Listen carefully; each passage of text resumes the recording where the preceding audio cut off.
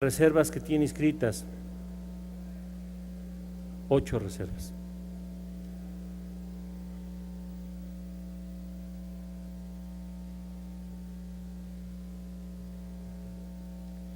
Bueno, con la venia de la presidencia.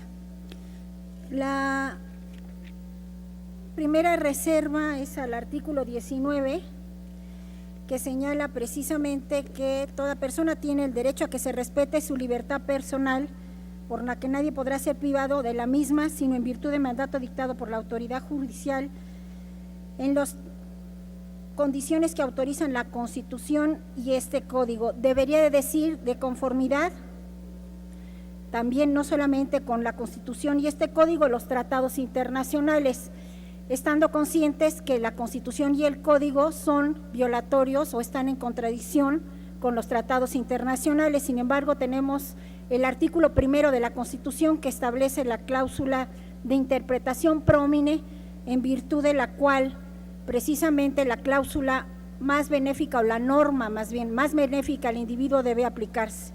Entonces sería agregar en la nueva redacción, debería de decir, y los tratados internacionales. La segunda reserva, el artículo 113, dice: el imputado tendrá los siguientes derechos. Dice dar aviso a la embajada y al cónsul, y no señala de qué manera se debe de dar el aviso, en qué periodo. Como debe de quedar es dar aviso inmediato al cónsul del estado de su nacionalidad. La razón de ello es que precisamente casos llevados por el Estado mexicano para la defensa de mexicanos pendientes de la aplicación de la pena de muerte originaron dos grandes resoluciones, la OC-16 ante la Corte Interamericana de Derechos Humanos y también la sentencia de Avena en la Corte Internacional de Justicia, y ahí se señaló que el aviso precisamente al cónsul debe ser inmediato. Por esas razones, Florence Cassés fue liberada, porque no se dio notificación inmediatamente al cónsul. Obligaciones del defensor, son obligaciones del defensor.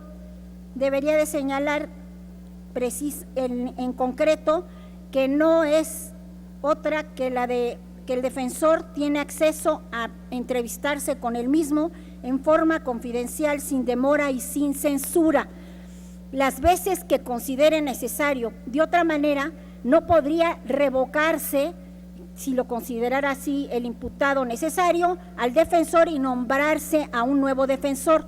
No solamente, como dice el Código, en el artículo 117, cuando lo considere pertinente o conveniente el propio defensor, y además más adelante se establece en otro artículo que, bueno, por lo menos una vez, o sea, no es a determinación del defensor, sino del propio inculpado.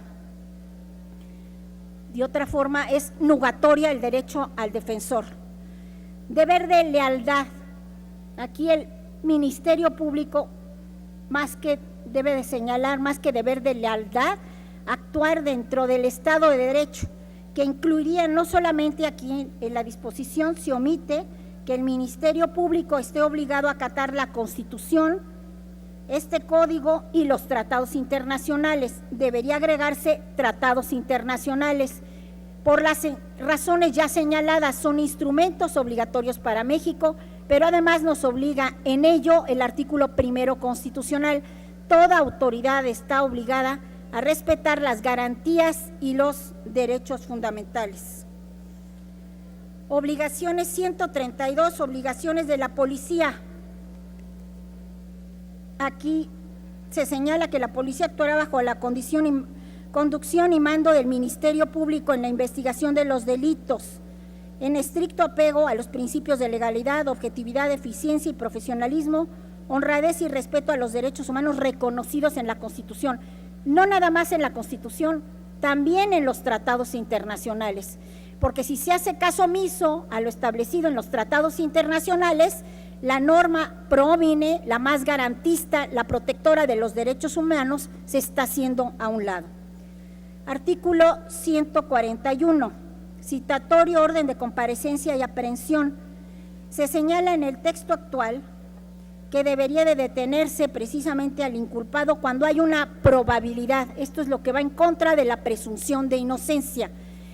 El Ministerio Público no puede ordenar o autorizar, dictar el auto de instrucción para que sea detenido persona alguna si no existe la certeza. En eso consiste la presunción de inocencia, certeza de que cometió un delito. Y además debe de fundar y motivar esta resolución. En caso de que no la funde y la motive, todo acto de autoridad y conforme a disposición constitucional así se establece, debe fundar y motivar su resolución. La motivación consiste en eso, en señalar las causas por las cuales el presunto responsable o inculpado se consideró en base a una investigación realizada, no nada más por una denuncia o querella, cometió un delito. En eso consiste la presunción de inocencia. La autoridad es la que debe probar, la comisión del delito, no el inculpado. Y no basta con que se señale en una denuncia o querella. Supuestos de fragancia. En los sistemas, los países civilizados,